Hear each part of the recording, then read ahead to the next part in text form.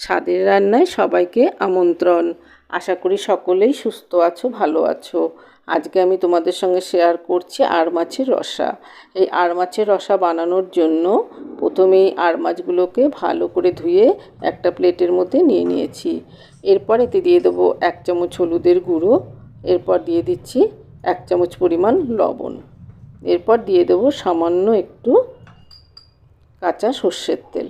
যে কোনো আঁশ ছাড়া মাছ ভাজার সময় একটু সর্ষের তেল দিয়ে মাখিয়ে নিলে মাছটা ফেটে চোখে মুখে চলে আসে না। সেই জন্য চেষ্টা করবে মাছ যখন মাখবে তখন সামান্য একটু সর্ষের তেল দিয়ে দিতে।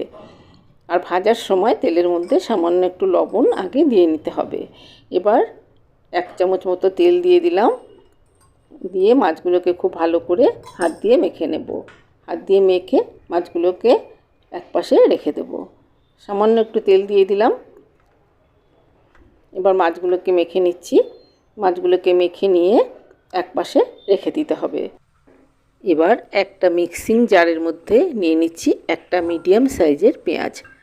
পেঁয়াজটাকে আমি স্লাইস করে কেটে নিয়েছি। এবার 1 ইঞ্চি পরিমাণ আদা, সেটাকেও টুকরো করে কেটে এর মধ্যে দিয়ে দিচ্ছি। দিয়ে দিচ্ছি 2টো কাঁচা লঙ্কা, আর দিয়ে দিচ্ছি একটা শুকনো লঙ্কা। যেহেতু কাঁচা লঙ্কা ব্যবহার করেছি সেই জন্য শুকনো লঙ্কাটা একটু কম ব্যবহার করেছি। দিয়ে দিচ্ছি 5-6 কোয়া রসুন। এবার এটাকে বেটে নেব। অপর দিকে কড়াইয়ের মধ্যে দিয়ে দিচ্ছি বেশ খানিকটা পরিমাণ সর্ষের তেল। তেলটা বেশ ভালো করে গরম করে নিতে হবে। এবার এতে দিয়ে দিলাম 1/2 চামচ মতো লবণ। আমি আগেই বলেছি যে লবণ দিয়ে দিলে যে কোনো আঁশ ছাড়া মাছ ছিটে আসে না। যে কোনো আঁশ ছাড়া মাছ ভাজতে গেলে চোখে মুখে ছিটে আসে। সেই জন্য সবসময় চেষ্টা করবে তেলের মধ্যে সামান্য একটু লবণ দিয়ে দিতে আর একটা ঢাল তরোয়াল ব্যবহার করতে, না হলে এগুলো ছিটে চোখে মুখে চলে আসে। তেলটা দেখতেই পাচ্ছ ভালো করে গরম হয়ে গেছে। এবার এর মধ্যে মাছগুলোকে দিয়ে দিচ্ছি। খুব সাবধানে মাছগুলো দিয়ে দিতে হবে। এমনিতেই আড় মাছ একটু নরম হয়, সেই জন্য খুব সাবধানে মাছগুলোকে দিয়েছি। আর গ্যাসের ফ্লেমটা মিডিয়াম টু লোতে রেখেছি। আমি একটি ঢাল তরোয়াল ব্যবহার করেছি যাতে ছিটে না আসে তেলটা। এবার এক পাশটা হয়ে গেছে। এবার খুব সাবধানে উল্টে দিয়ে অপর পাশটাও ভালো করে ভেজে নিচ্ছি। এক পাশটা হয়ে গেলে উল্টে দিয়ে অপর পাশটাও ভালো করে ভেজে নিতে হবে। মাছ খুব বেশি কড়া করে ভাজার দরকার নেই। যে কোনো মাছ খুব বেশি কড়া করে ভেজে ঝোলে দিলে এর টেস্টটা নষ্ট হয়ে যায়, ঝোলের টেস্ট ঠিক আসতে চায় না। এই জন্য চেষ্টা করবে মাছকে মিডিয়াম ভেজে নিতে। যখন গোল্ডেন কালার চলে আসবে তখনই মাছগুলোকে তুলে নিলে ভালো হয়। অনেক ক্ষেত্রে আমরা একটু কড়া করে ভেজে থাকি। মাছগুলোকে খুব সাবধানে উল্টে দিচ্ছি। এক পাশটা হয়ে গেলে অপর পাশটা উল্টে দেব। উল্টে দিয়ে মাছগুলোকে তুলে নিচ্ছি। দেখতেই পাচ্ছ হালকা করে ভেজে নিয়েছি। হালকা গোল্ডেন ব্রাউন যখন চলে এসেছে তখন এগুলোকে তুলে নিচ্ছি। যে কোনো মাছ রান্নার সময় এটা খেয়াল রাখতে হবে যে মাছগুলো খুব কড়া করে ভাজবো না। আলুগুলোকেও একইভাবে ভেজে তুলে নিচ্ছি। একই তেলের মধ্যে মাছগুলোকেও ভেজে তুলে নিয়েছি, আলুগুলোকেও ভেজে তুলে নিয়েছি। এবার ওই একই তেলের মধ্যে ফোড়নে দিয়ে দেব একটা তেজপাতা। তেজপাতাটাকে আমি ছিঁড়ে এর মধ্যে দিয়ে দিচ্ছি। এরপর এর মধ্যে দিয়ে দেব ফাটিয়ে নেওয়া এলাচ আর 1 ইঞ্চি দারচিনির টুকরো। এরপর এর মধ্যে দিয়ে দেব 1/2 চামচ গোটা জিরে। এখানে আমি গোটা জিরে ব্যবহার করছি। আমি যেভাবে আমার রান্নাটা করি সেইভাবেই তোমাদের সঙ্গে শেয়ার করছি। 2 সেকেন্ড সময় ধরে ফোড়নটাকে ভালো করে ভেজে নেব।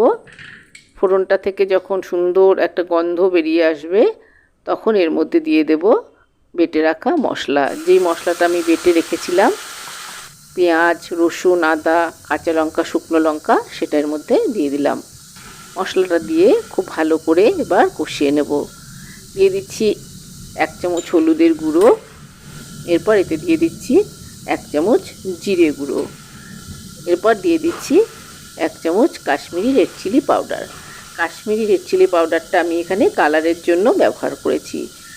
আমি প্রথমেই মশলাতে শুকনো লঙ্কা, কাঁচা লঙ্কা দুটোই ব্যবহার করেছি, সেই জন্য কাশ্মীরি লঙ্কার গুঁড়ো ব্যবহার করেছি। তোমরা চাইলে নর্মাল যে লঙ্কার গুঁড়োটা পাওয়া যায় সেটাও এর মধ্যে ব্যবহার করতে পারো। এবার খুব ভালো করে মশলাটাকে কষিয়ে নিচ্ছি। এবার দিয়ে দিচ্ছি একটা মিডিয়াম সাইজের টমেটোর পেস্ট। টমেটোটাকে আমি এখানে পেস্ট করে ব্যবহার করেছি। এখানে তোমরা টমেটো কিউবও ব্যবহার করতে পারো।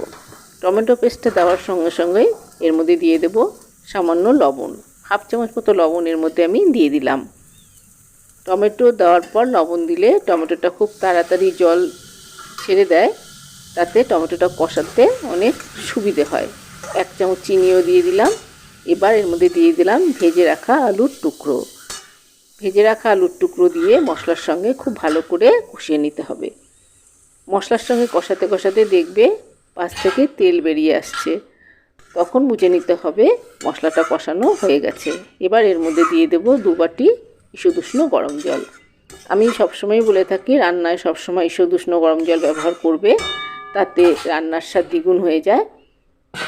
এখানে আমি 2 বাটি মতন জল ব্যবহার করছি। এরপর ঢাকা দিয়ে এটাকে কিছুক্ষণের জন্য একটু সেদ্ধ হতে দেব। সেদ্ধ হয়ে গেলে ঢাকা খুলে মাছগুলোকে এর মধ্যে দিয়ে দিচ্ছি। মাছগুলোকে দিয়ে একটু হাতা দিয়ে দিয়ে চেপে চেপে ঝোলের মধ্যে ডুবিয়ে দিতে হবে, এতে রসটা পুরোপুরি এর মধ্যে ঢুকে যাবে। আলুটাও সেদ্ধ হয়ে গেছে, দেখতেই পাচ্ছ। এই পর্যায়ে দেখে নিতে হবে নুন চিনিটা ঠিক আছে কিনা। এবার নুন চিনিটা দেখে নিয়ে তারপর এটাকে যে যেরকম গ্রেভি রাখবে ততটুকু ঝোল এখানে রাখবে। দিয়ে আরেকটু লবণ আমি দিয়ে দিলাম।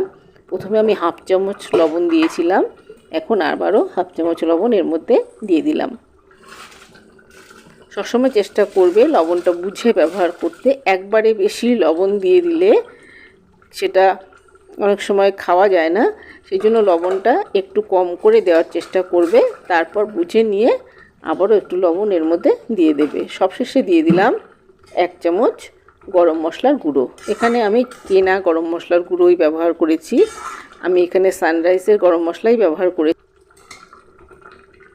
ঝোল খুব ভালো করে ফুটে উঠেছে, দেখতেই পাচ্ছো। গ্রেভিটাও অনেকটা শুকিয়ে এসেছে। গ্যাস অফ করে দেওয়ার পর এটা আরও একটু ঘন হয়ে যাবে। এবার এটাকে নামিয়ে নিচ্ছি।